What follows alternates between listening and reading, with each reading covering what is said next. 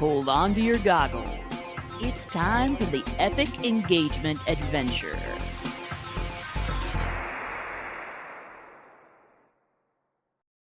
Greetings, grasshoppers. You know what time it is, but I don't think you're ready for this. Today's guest is a master of improv. He is, I saw him at an event coming in to do a little improv to kind of get the conversation going at this virtual event. And I was like, I have to talk to this man immediately. One, the beard alone. You've got to talk about the beard. Two, he is so fun, loving, and gentle with people from the stage. He is unbelievable. Get ready, people, for Chris Trew. Chris, how are you doing?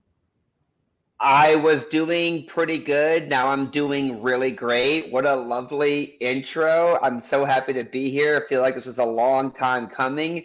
And here we are. I'm stoked. I'm thrilled. I'm pumped. Beautiful. Well, will you tell the people who you are, what you do, where you're from, all the nitty gritty? Just start from the beginning. Yeah, so my name is Chris Trew. I am a New Orleans boy, born and raised. I love being in New Orleans, and it's my place. I use improv comedy techniques to help people become more charismatic and confident communicators. And I myself am also a comedian, so if I'm not traveling, doing a show somewhere, or performing at someone's festival, then I'm either coaching someone one-on-one using comedy to help them speak better, or maybe I'm going into a business and doing some improv team building things. Maybe I'm coaching someone who is training to be a comedian. So it all funnels down into the comedy language, and that's what I do. I love doing it, and I feel so grateful to be able to talk about it. Oh yeah. Well, and what got you into this? What made you, as a small child or maybe a larger one, decide comedy, baby, improv? That's where I'm going. Okay, so this actually I think is a little bit more of a compelling story than well, I used to think it wasn't compelling, and then someone was like, "This actually is a decent story." So I shouldn't have qualified it, but here I am. I'm in this moment with you right now. Look, my dream when I was younger, I wanted to be an actor on a hidden camera show. You know, like those like hidden camera shows, like a Punked or a Candid Camera or faking the video, stuff like that. I really wanted to do that, and I started doing production work here in New Orleans in the early 2000s. You know, I was a production assistant, I was an art department assistant, whatever. And I was sharing this dream with whoever would listen. And the thing I kept hearing was, oh, you have to move to LA or Chicago and take improv classes. Those are all improv comedians. So I was like, okay, well, step one, move and then take an improv class. But the problem was I didn't want to move. Like I wanted to live in New Orleans forever because this place that speaks to me on so many levels. So what I ended up doing was I sold my car, quit my job, and took an improv intensive in Chicago, where the whole experience was like, come here for 6 weeks, learn all of it, and then go back to wherever you live. So that's what I did. And then that's when the storm happened in 2005, Hurricane Katrina down here in New Orleans. So everything was like starting all over. So it was a very sad, weird time, but it was a very organic opportunity to start something brand new here in New Orleans. And you know, of course, there's details I'm leaving out, but that's what drew me into it. My desire to be on a hidden camera acting show.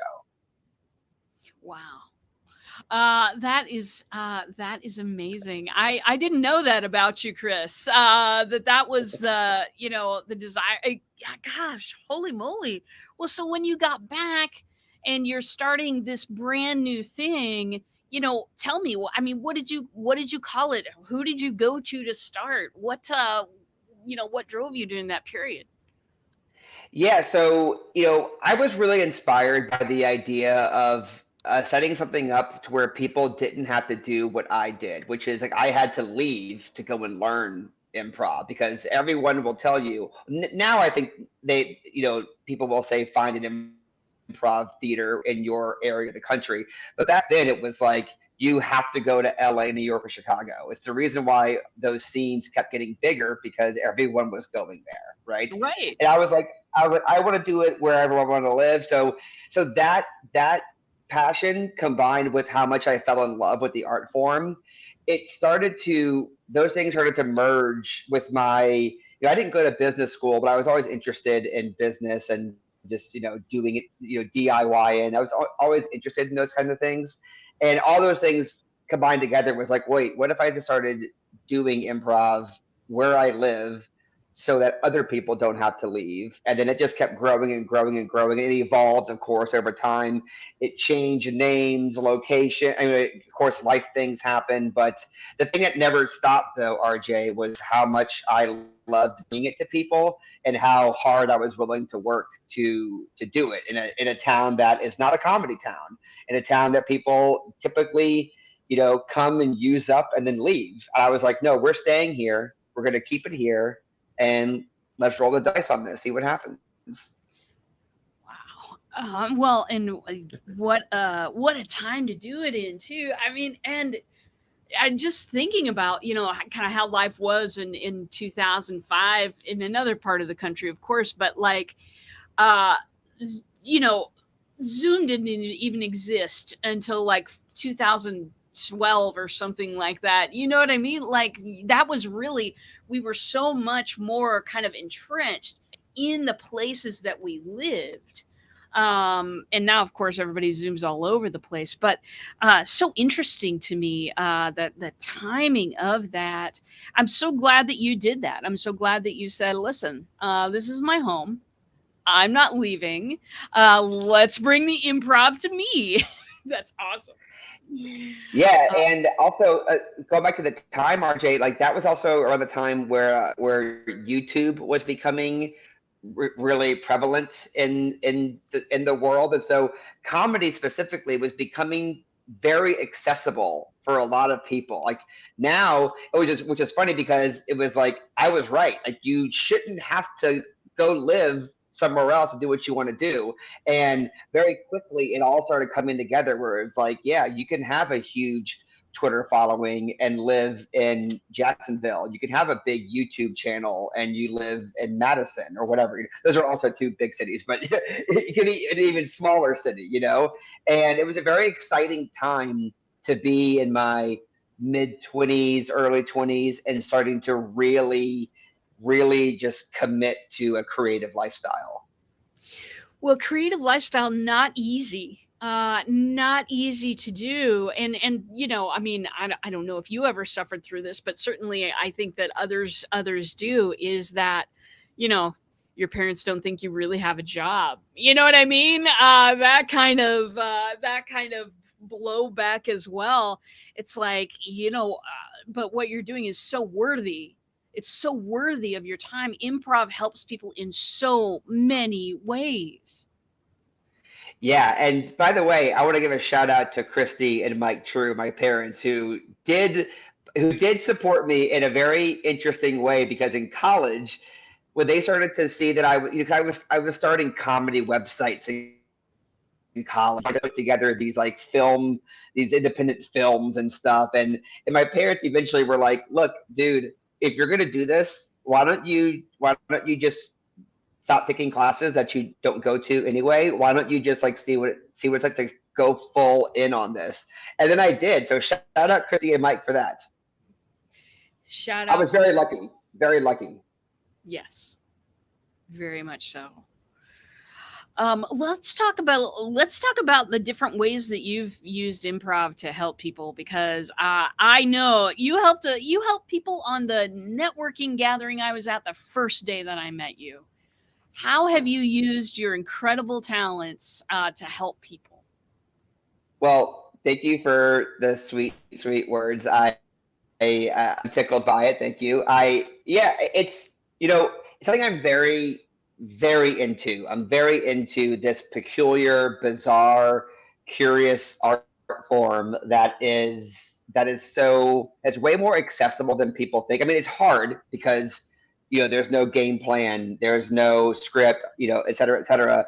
But when you really zoom in on it, it's like it's really about the human experience, and it's about being a good human. So it's about being present in this moment, listening, and then building off what the last person said and not going into business for yourself, not like saying like, no, I got this. So it's about collaboration. And these are all things that make business better, that make networking better, that make relationships better, like self-love better. I mean, you name it, like it really affects all these things. So I just realized pretty early on that after a couple of improv classes, when I was just very, wide-eyed, taking it all in, I noticed that there was less conflict in my real life.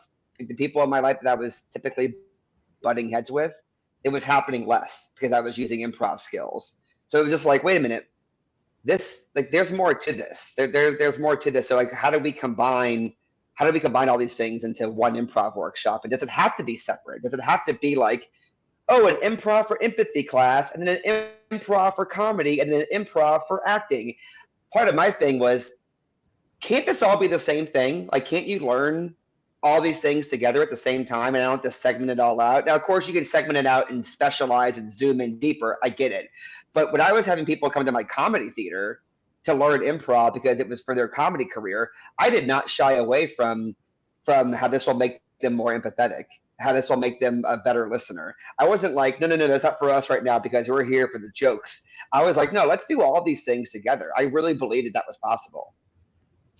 Of course it is. And it does make you so much better because you're so much more in the moment and less, rehearsed. And not that rehearsal is bad. No, we love rehearsal. It's okay.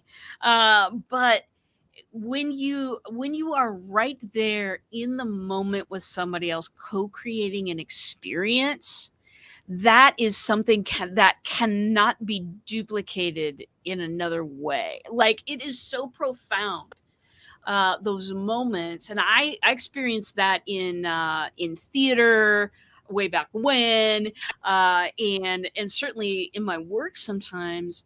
I think that that act of co-creation with your audience, whether you got an audience of 1 or 10 or 10,000, that act of co-creation is so powerful. Have you run into that as well? Oh, I love everything about the concept of co-creation. I love opening yourself up to having other people be a part of the process, whether it's you're telling a story at the party and it's like, well, no, let's all interact with each other, or if it's like making a presentation at work or brainstorming at work. Like, the idea that we both own this thing, is own is a weird word, but we'll use it. The idea that we both own this moment together, I think, puts us both in a position to care for it in a more meaningful way. So it's like, I'm not just waiting for you to stop talking so I can talk. I'm in it. I'm in it with you. I'm in it like word for word with you. And of course that's hard for a lot of people. I'm not acting like you take one improv class and then boom, you're there. I'm also not acting like it's an easy problem for a lot of people to fix, but improv is like a tremendous tool to help you work on these things. So that speaks to you in some way, you should be taking an improv class. But even if it doesn't, even if you think you're good at it, improv will shine a light on it in a new way, because it teaches you how to go into everything with someone else, just being a good listener, being open about collaboration. And it's a big reason, RJ, why a lot of companies will bring me in, because they'll be like, my team doesn't communicate with each other, or we butt heads in brainstorming meetings, and we're not having any fun. And I think an improv session can really untangle a lot of that for people, especially in the Yeah, corporate. it's amazing. Well, and I think I told you this, but Freddie Mercury is my hero. The man, like 20 years after he passed away, let us sing along at the London Olympics. Do you know what I mean? The desire in him to co-create a moment with his audience that would never come again. Uh, that's what drives me in a lot of my work. And so, how do you invite the audience to co-create? How do you engage with your audience?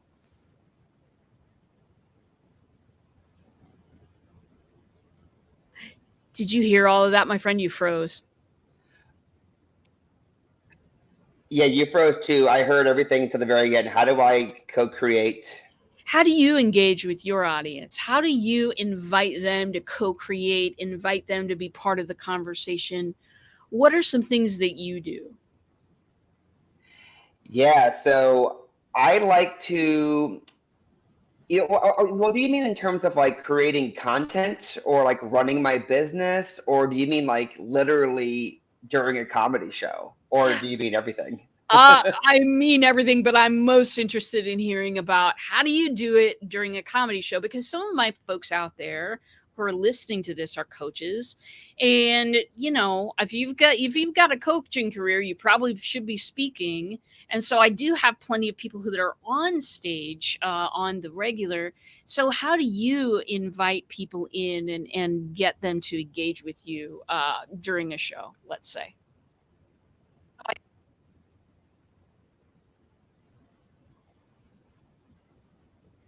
Uh oh. It seems as if we are suffering from a bad connection, my friend. Are you still there, Chris Trew? Okay, so you were breaking up a lot just there. I'm so sorry. It's okay. Um, ugh.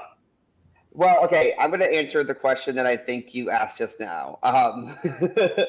Um, so like the way to engage a crowd or audience member in terms of doing a live show is, like traditionally with improv, the easiest thing to do is you get a suggestion from the crowd, you incorporate that word into what it is. But to me, that's too easy. It's too simple. I like to be a little bit more complex, a little bit. I like to take a bigger risk because I think the payoff is oftentimes bigger. So I'll get someone from the audience to tell me a true story, like an actual story, with no obligation uh, for it to be interesting or like hilarious. In fact, I want it to be kind of normal, just like run of the mill, just like here's my day today, and then I will use that to I will use that as fodder for an improv show where it's like we using comedy techniques like heightening, and if this is true, then what else is true, to find more comedic content and to really show off truly being in the moment, because I can't do that without listening to the audience member fully. I can't do that without trusting myself fully and the people I'm on stage with. So um, so yeah, I lean on the audience a lot for stuff like that. And I've also, RJ, done shows. I did this show actually in Omaha. I do a lot of shows where I incorporate people who have actually never done improv before, that I've never met. I will get them on stage and teach them how to do improv. I give them like three simple rules, and then I'll do an hour-long show with them. So it's almost like a magic show where it's like this person. I do it with two people. These people are in the show, and I'm just bouncing off of their everyday normal experiences while also guiding them along and providing a safe space for them to explore their creativity. It all comes back to just listening, being present, and being playful. As if you can pull off being doing those three things, I think you're gonna succeed in most situations, social or professional. Well, let's talk about that too. Creating that safe space, and then that third one, especially being playful and listening. Like those are the three ingredients. And holy moly, but those three ingredients go so much to add to your outreach and the journey that you're giving your clients. No matter how they're coming to you, no matter what you do for a living, if you can keep those three rules in place, you can create magic with somebody. Which you do a lot, I know. Creating that magic. I love that being playful part. I just love it because people do not think about that in their outreach, really. They don't think about it. They say me do it, and they're kind of like, yeah, but that's her. She can get away with it. I can get away with it because I decided I could. You know what I mean. Yeah, you know what I mean, Chris. So yeah, that's absolutely fascinating. Those three rules: listening, creating a safe space, and permission to be playful. Um, oh, go ahead. Yeah, yeah. I was gonna say too. A lot of people, when they first come to me, they think that their hesitation is that they don't find themselves to be a funny person, or they were never told that they were funny, and so they're like, well, why would I take this improv comedy class? Ooh, I like this one out. We're going. They're like, why would I take this improv comedy class? Because I had never thought of myself as being a playful person. Um, but the truth is that we all have some amount of playfulness in us. They're just, for some of us, there's just a lot of things covering it, whether it was something you were told when you were a kid, or if it's your own experiences that are making you uh, believe this false narrative that you are not a funny, interesting person. And I love improv because it really helps uncover that for a lot of people. It's like the secret sauce for a lot of people, because improv is not about dreaming up of the craziest, silliest scenarios and then making the other person do it. That's not improv. When people do that, I have to coach that out of them. Yeah, Improv is not about show up and be the funniest person in the room every time.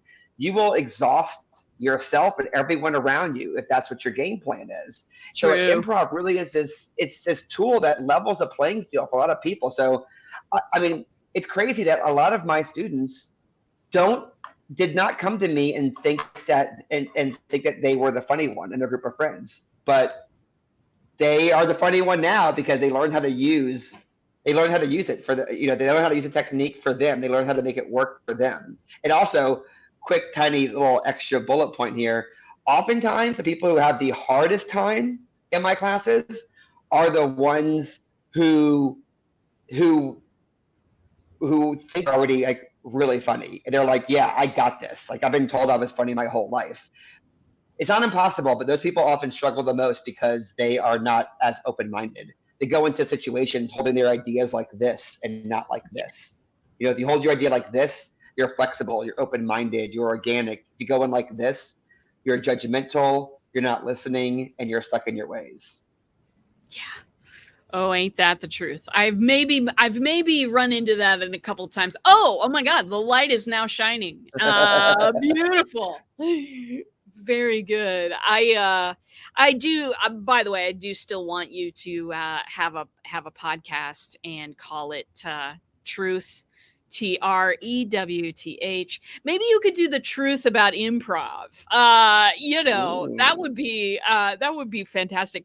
I could go all day, talking about this because, as I said, a lot of coaches listen to this podcast, and what I want to say is these exact skills that Chris is talking about they're so transportable to conversations, helping people feel comfortable, giving them that safe space. I was on a it was a broadcast of some kind today, and one of the speakers did that. She's just like, okay, we're going to create a safe space right now. Here's what we're going to do. It was a lot of fun, and especially when you create a space where people can be playful. What is the role, do you think, Chris? What is the role of laughter in getting people to take down their shields a little bit? Yeah. So I just want to say, I want to point out right now that what is so beautiful about improv is that we haven't even really touched on the actual comedic aspect of it in a meaningful way yet. And we're saying all of these things that are so beneficial to it, right? So I just want to point that out. I think that's an important thing here. However, how lucky am I that like all these things also produce like comedy, and people love laughing. People loosen up when they're laughing. People are easier to talk to once you got them laughing. So why not learn some comedic techniques while you're also learning how to be a better speaker, a more charismatic communicator, all the above, right? So yeah, what is laughter's role in all this? I mean, it's like the common denominator, right? It's like you put 100 people in a room, it's like I don't think a single one of them will tell you that they dislike laughing. Right. It's like, they might say, "Oh, I don't watch stand-up comedy or I don't go to comedy shows," and that's fine. But I don't believe that they actively avoid laughing or that they dislike the feel. I mean, that doesn't make any sense, right? So it's like this universal language that is such a gift when you learn how to use it. And so from a business standpoint, yeah, it will help you reach customers in a more effective way. From a networking standpoint, you will connect with people faster. From a social standpoint, you'll be you'll be invited to more things because it's like that's the funny person, like they're so joyful, right? And again, it's not about that I'm not hating on like movie quotes and funny shirts and knock jokes. Like, I'm not hating on that at all. But like it goes deeper. We could all go a little bit deeper than that. It's like I actually think like I like to help coach people out of like, don't be funny because you can quote a movie. Be funny because you actually have a unique perspective about whatever just happened, and you're able to facilitate that right here in this moment and make other people feel included. It was just like very organic. And so when you combine all these things, I think you become a really unstoppable entrepreneur, an unstoppable speaker, like a really like a bulletproof business person in a lot of ways. I know that when I'm having sales conversations with folks, and I like to call them invitation conversations because I'm inviting you to something, um, when I'm having those types of conversations about services and pricing and all of that kind of stuff, I know that I am so much better when I'm not like doing this, like you said, and thinking, okay, I have to say this, and then I have to say this and that. If I can let go and be a little bit playful, if I can let go, create a safe space to talk about pricing and finances and things like that, which people don't always like to talk about. If I can listen and repeat where they are so that this is truly a co-creation, then I'm a lot more likely to invite somebody successfully to partake in my services. It's just the way it is because it's a moment we had together. It wasn't something I rehearsed, brought to the table, pitched to you, and then you either said yes or no, and probably you said no. Yeah, I mean, I'm so grateful for what improv has taught me in terms of sales and communication, because it really has helped me get better at being like unattached to any specific outcome. It's like I am not a sales wizard, by the way. I want to be clear to your audience. Like, it's a work in progress for me, but like I will say that it has really helped me to not to go into a sales call and be like, and just be open minded about it, like an improv scene. Like, I can't go into an improv scene and be hell bent on doing a scene in a doctor's office where I'm giving bad news. It's like, well, what if I give you the bad news and you think it's good news? Like, it's like, okay, well, now I'm doing that scene. Like, you have to be open to the moment, and I know that really translates in sales, as opposed to being like, well, I have to go down my bullet point list here. Like, I said this, now I have to say this. Well, what if they said something that's not that? you know? And so this is a very specific sales conversation we're having, but imagine applying this to other things in life, whether it's like a first date, a brainstorming session, reconnecting with someone from your past, or whatever it is. Like, imagine just being unattached to any outcome and just actually being there in that moment. Imagine what would change for you. And using the techniques that you've just talked about, so much can change for people. So much about engagement, so much about giving them a wonderful client journey, so much about sales potentially. There's so much, when we apply ourselves just in those 3 little rules you were talking about, listening well, creating a safe space, and the permission to be playful. That is just those are the 3 of the rules in the book of engagement. I have just decided this. I have not written this book yet, but Chris, and I will quote you. That was just amazing to me. Where can people get a hold of some Chris? Tell me this. Yeah, so I would love for people. The easiest way to track me down is on LinkedIn or Instagram. Just my real name, Chris Trew, Trew. You can also go to hellyescreative.com to see a little bit of what I'm up to. Of course, websites are forever under in a way, because it's like creative people like us can just we want things to always be improving, always be better. So the website, is it serves its purpose, but if you want to find me, just reach out to me on Instagram or LinkedIn. And and if you're curious about how improv can help you at all, I'm happy to help you out, even if it's just a quick question, or if it's more in depth, like getting improv into your business, or you getting into like a really thorough coaching program, whatever it is. I don't care how small you think the question is. I would love to answer it, because I just think the world would be a better place if more people learned a little bit of improv. You're absolutely right. You're absolutely right. And no matter where we're at, we can improve. That's another powerful message you gave us today. I can't thank you enough for coming in and talking to my audience about improv and how much laughter and playfulness and listening can improve everything. I can't thank you enough, Chris, for coming by.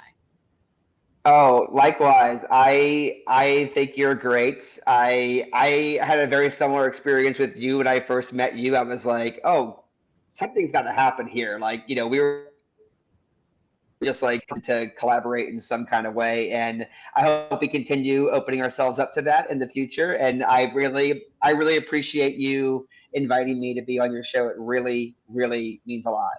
Thank you. Because you get it. You totally get it. You get it. I get it. I get it. And I want us to collaborate on a thing, because how amazing would that be? So y'all, grasshoppers, you'll hear it when we do it, because I'll be shouting it from the rooftops. And beautiful. Well, that about wraps it up for today. Same bot time, same bot channel next week. You know it. We'll be talking about engagement with another amazing human being. Not sure we can top this week, but we will be doing it. And that's it for now. Take care of each other out there. Be careful. And I will see you in a bot.